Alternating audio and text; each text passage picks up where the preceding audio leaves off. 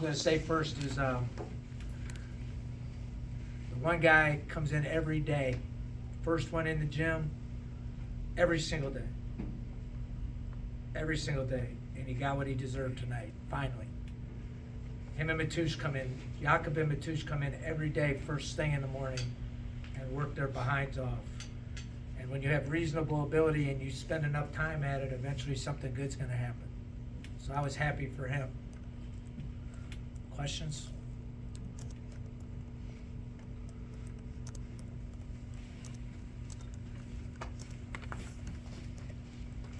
Obviously, one main difference between this and the last game is the absence of Sondako, the big man for St. Joe's. Just in the first 10 minutes or so, do you feel like you guys got the edge on the front court players because there was a lot of offensive rebounds, or was it sort of surprised that they were able to hold steady? I don't know. You probably know more than me on this, but he missed the beginning part of the year, and they won a lot of games early. So, arguably, they're not that much different. Playing Fleming now, their depth gets hurt, and he played really good against us the last time. But I think they're better defensively when he doesn't play. So it's a hard dynamic, but. If you check the beginning part of the season, they won a lot of games without him. I don't know how many he missed, but he missed a boatload. I think Greer is a little bit of a different story. They looked a little dead on their feet because they had to play so many minutes, 2 games in a row, and they never went home. So in fairness to them, that's difficult. We're gonna have to do it when we go to George Mason and VCU, same thing. So I think that was a bigger factor in my opinion. Now with that being said, it hurts their depth, which doesn't allow them to play fresh. This thing is driving me nuts, by the way. Yeah. Coach, you guys had your tied for your second highest 3-point shooting tonight.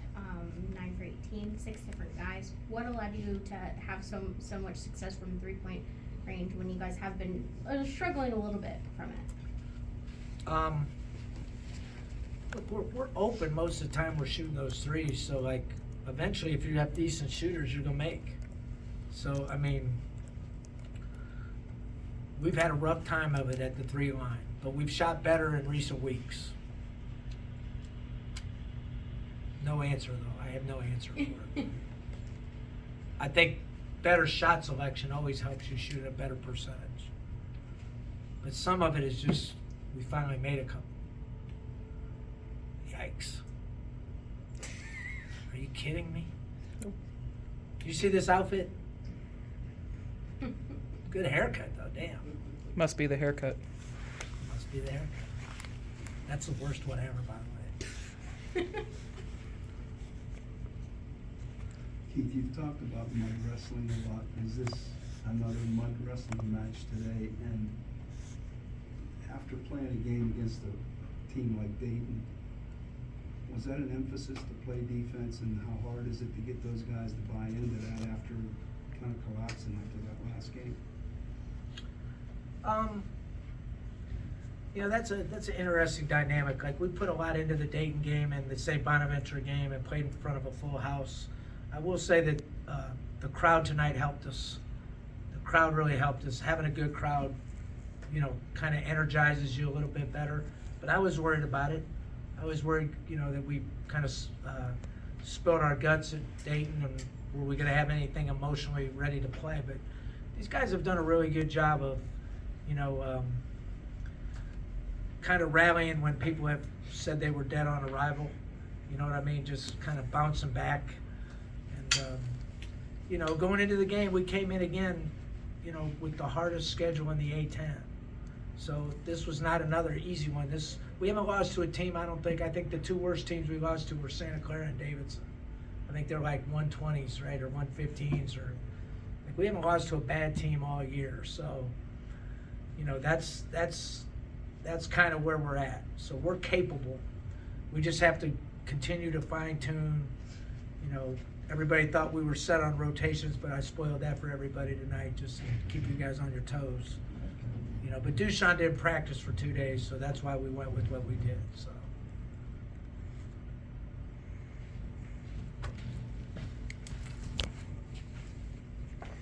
Keith, you mentioned Jakob in the Open. Just how big confidence-wise was it just to see that first one go in and maybe just allow that to let him maybe ease his mind a little bit? So he's had a really rough time shooting the ball, but he's been one of our best defensive players every time he's gone out there all year long. He comes to the ball, he can guard multiple positions, 1 through 5. He moves the ball well, he passes the ball. You know, it was good for him to make something because, again, he spends a lot of time at it. So, you know, we had trouble playing him because we've had trouble scoring, so it puts us in a difficult spot to play him. But really, the only reason I played him is I didn't think our main guys at the 4 spot, they had a rough time of it tonight. So when they had a rough time of it, then I went with him. And, you know, he delivered the goods. But it's a tribute to him staying ready. Like, think about it. This guy, some nights, I don't think he played the last game, right? He didn't play the last game. But he's always ready. He's a professional. Now, he played on a professional team. That's why he's a professional. He's seen it all. And I've always said that about him. So it's a tribute to him to have his mind in the right place so that when he got his opportunity, he made the most out of it. And Sabrasov, too. Sabrasov played well the first go-round, too. So, you know, we were searching at that spot because Trey Williams and Foose struggled. And so we went the other direction. When they come out and they shoot 21 three-pointers in the first half, how important was it to stay disciplined and not end up in some sort of track meet three-point contest with them? Because you guys end up going 5 for 9, and that is what allows you to have an 8-point lead going into the break.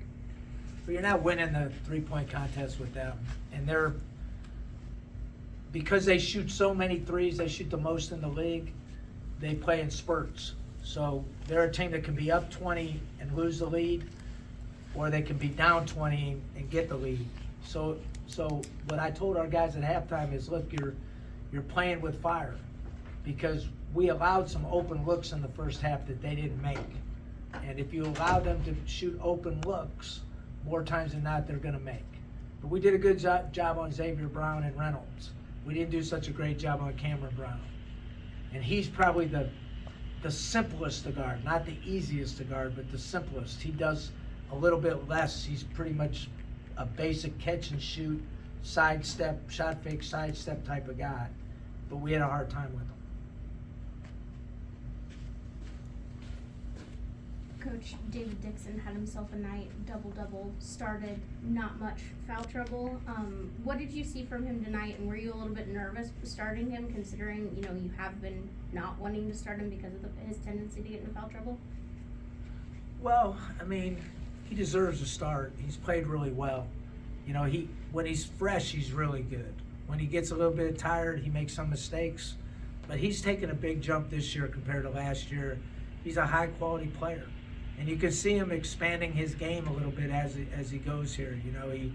He made a 3 tonight. I think he's shooting over 80% in the league at the free throw line. He can guard multiple positions. He's a solid player. And I think, next year you'll see even a better player. But he's gotten much better throughout the year. So when he gets 17 and 10, we're going to win a lot of games.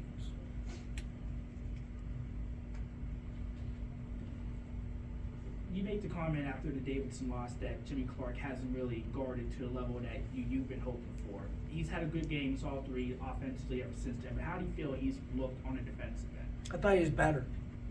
He always gets excited to play Reynolds for some reason. I don't know whether he's like an anti-Reynolds or something, but he likes playing against Reynolds. He challenged. I thought he guarded the ball pretty well, especially the ball moved, and he guarded Greer on a couple closeouts. With Jimmy, it's all discipline, and at both ends. Like he's really improved. Like his passing's improved, but he'll make some plays that'll just blow your mind at both ends sometimes. But by the same token, he always tries to do what you ask him to do, and I like coaching him actually.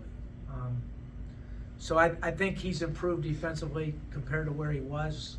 I still think he could be much better, but again, I kind of push guys that I think have a higher upside, and so I think he can be better. Like for instance, the handoff, they handed off, him and Day were involved in a handoff with Cam Brown. There's no way he should not jump that switch, and just little stuff like that he gets himself in trouble on. So, Day didn't miss at the free throw line again as usual. Have you ever seen a display like that from the free throw line so far from anybody in your display for you? I mean, he's shooting 95%. There's very few people in the world that can shoot free throws better than him. That's all I'm gonna say. So, have I ever had one? No. That's just a freak of nature to be able to shoot it like that. Like when he misses, you're surprised, right? Like he shot about 110 free throws or something like that. And he missed like 4 of them. He missed 3 the first game, right? Yeah. He missed 3 the first game. So, I mean, when you foul him, you might as well have given us 2 points. Better not, right?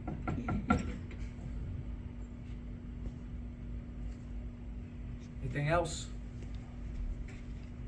Is that you back there, Dave Sabe? I didn't recognize you with that big furry beard of yours. All right, see y'all.